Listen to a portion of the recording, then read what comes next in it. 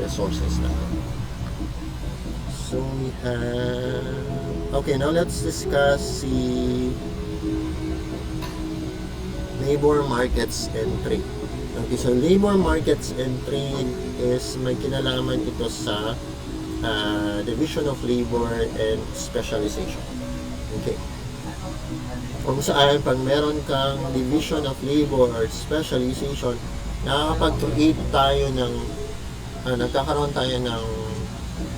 nakaka-create tayo ng produkto na mas may advantage tayo. O pag sinabi itong mas advantage is mas madami tayong napoproduce kaysa sa ating mga kompetensya ng ibang bansa, or mas less ang gastos natin sa pag-produce nito, or mas maganda yung kalidad ng product natin kumpara sa iba kung meron kang division of labor or specialization sa pag-produce ng produkto. Na in turn, dahil nagkakaroon tayo kikita natin yung saan tayo mas competitive kumpara sa ibang kompetensya natin ng bansa, nakaka-identify tayo ng ano yung mga produkto na dapat ibenta natin sa labas o export, at ilan ano yung mga produkto na iaangkat natin. So ano ba si division of labor? Pag sinabi natin division of labor, ito yung the way in which the work required to produce a good or service is divided into tasks performed by the different workers. Ibig sabihin ng division of labor is yung bawat task, sa example sa isang restaurant, meron kang iba-ibang klaseng skills o iba-ibang tao na gagawa ng bawat activities within the restaurant para makaproduce ka ng pagkain at magandang serbisyo na ibibigay sa iyong customer. So iba-iba yung mga tao or skills ng tao na nakatoka sa bawat activity na ito. Like example, meron kang top chef, meron kang sous chef. So ito yung mga dalawa na involved sa pag-produce ng pagkain or pag-produce ng menu or klaseng pagkain na ipe-prepare para sa kanyang customer. And then meron kang mga kitchen help, okay, na katutulong doon sa top chef and sous chef. And then meron kang mga tagalinis sa kitchen at ng restaurant. And then meron kang tagahugas. Then meron ka rin ng waiter, ng bartender. And then meron ka ng cashier, meron ka ng accountant, and then meron kang manager. So yung iba-iba ang task, iba-iba rin yung skills na kailangan. So yun. So iba-iba yung tao na gagawa ng mga activities na to para makapag-serve ka ng pagkain, masarap na pagkain sa inyo at magandang serbisyo sa inyong mga kliyente sa restaurant. Diba? So kailangan mo ng division of labor. Bawat isa ay may nakatoka na gagawa mo. So saan papasok sa specialization? So specialization naman ng broad is kung bawat nakatoka na gagawin sa tao mo doon sa restaurant, bawat sila, ang ilalagay mo doon ay yung may specialized skills o may skills talaga sa pagluluto o pag-create ng bagong menu or dish, which is your top chef at sous chef. And then meron ding ilalagay mo sa kitchen help, sa cashier, sa bartending, and waiter, ay yung mga tao na may skills doon. Yun yung ilalagay mo lang doon. Hindi kung sino-sino lang. Or kung yun yung ibig sabihin ng specialization. So when workers or firms focus on particular tasks for which they are well suited within the overall production process. So ang ilalagay mo sa tao doon, so top chef, sous chef, kitchen help, the accounting, yung cashier, yung restaurant manager, the waiter, the bartending, ay yung may skills talaga para doon sa mga activities na to ang ilalagay mo doon. Hindi yung kahit sino na lang. Bakit? Para mas madami siyang output, mas madami siyang ma-produce, mas effective siya in producing mas madaming output siya na magagawa pag meron kang specialization or nakaakma yung ginagawa niya sa kung saan siya magaling. Yun yung ibibigay mong trabaho sa kanya o doon mo siya ilalagay. Yung ibig sabihin ng specialization. Okay, so related yung division of labor sa specialization.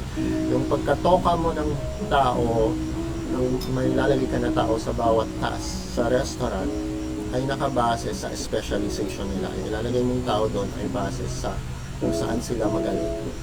Doon, yun yung ilalagay mo sa staff chef, sous chef, kitchen help, sa accounting, sa cashier, sa bartending, and sa management ng overall restaurant. So bakit kailangan yung dalawa na to? Para mas madami kang ma-produce ng goods and services. Kaysa kung isang klaseng skills lang na tao or jack of all trades na tao na hindi talaga siya specialized yung skills niya sa bawat activity nito sa restaurant. So siya lahat, isang skills lang and siya lahat yung gagawa ng activities na yun, mas less effective siya o mas content yung mapoproduce na pagkain or mas less yung quality na mapoproduce niya. Yun ang problema ng jack of all trades na tao, na siya lahat yung gagawa ng kahit na isa lang yung activity na kung saan siya magaling. Ang problema, pag wala kang specialization at wala kang division of labor, mas less yung mapoproduce mo na produkto or mas less din yung quality ng product na mapoproduce mo. Now, related doon sa division of labor, since dahil nagkakaroon ka ng division of labor, meron kang tao na mas nilalagay doon na mas specialized skills niya doon sa task na yon. So mas madami kayong mapoproduce na output. Kaya habang nag-expand ka ng production, nag-increase ka ng production, kaya mas nag-increase yung production mo pag nagkaroon ka ng division of labor.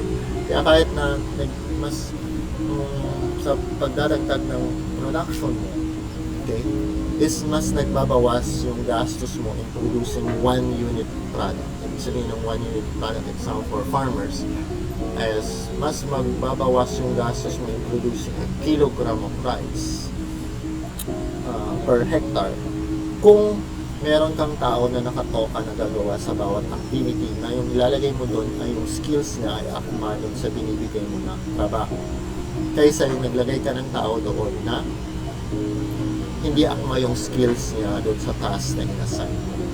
So nababawi yon sa pag sinabi natin economies of scale.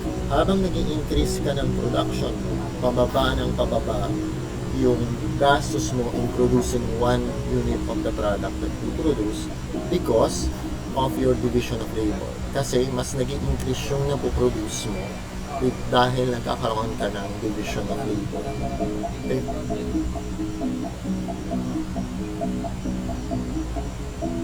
Okay, ngayon, magkakaroon lang ng sense, magkaroon ka ng, naglalagay ka lang ng tao sa bawat task sa pag-produce ng isang produkto na naayon lang sa kanyang skills, okay?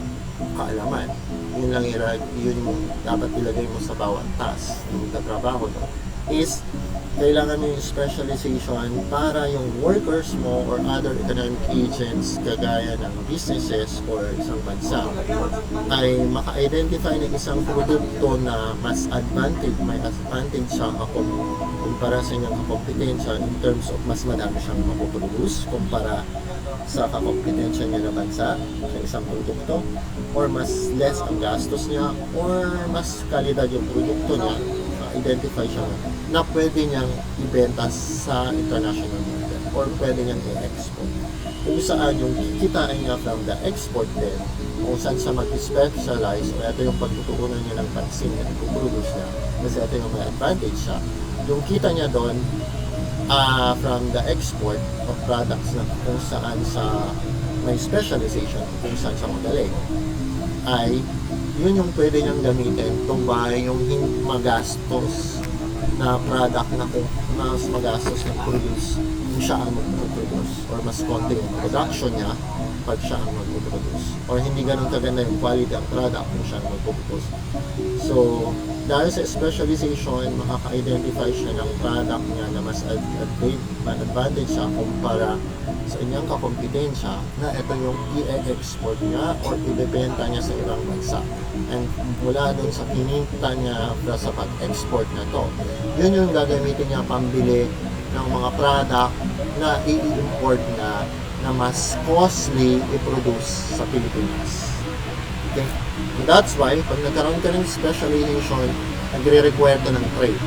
Kasi pag nag-specialize ka na, kung anong produkto lang ang ipoproduce natin na mas pagtutulungan ng pinag-mansin at alin yung i-import natin. Kaya kailangan mo, kaya pag nagkaroon ka ng specialization, nagkakaroon ng trading between countries na magbebenta ka ng produkto sa ibang bansa at mag-aangkat ka rin ng produkto sa kanila. Kaya mag-export o mag-import ka. O bawat bansa ay mayaman o mahirap na bansa ay nagkakaroon ng export or import ng products o yun yung tinatawag na trade. Kung saan, doon sa mga produkto na ina-export nila, ito yung kung saan meron silang specialization. Okay? Na meron silang skills na naaangkot doon sa pag-produce nito, kaya mas may advantage siya sa pag-produce nito kumpara sa kanilang na-compete sa ibang bansa. Kaya ito yung ina-export nila. Okay.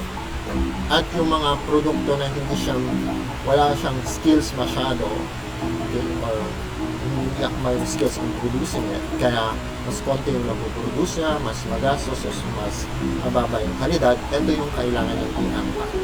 Okay, or i-import. So the market allows you to learn a specialized set of skills and then use the pay you receive to buy the goods and services you need or want. So ito na yung sinabi ko kanina na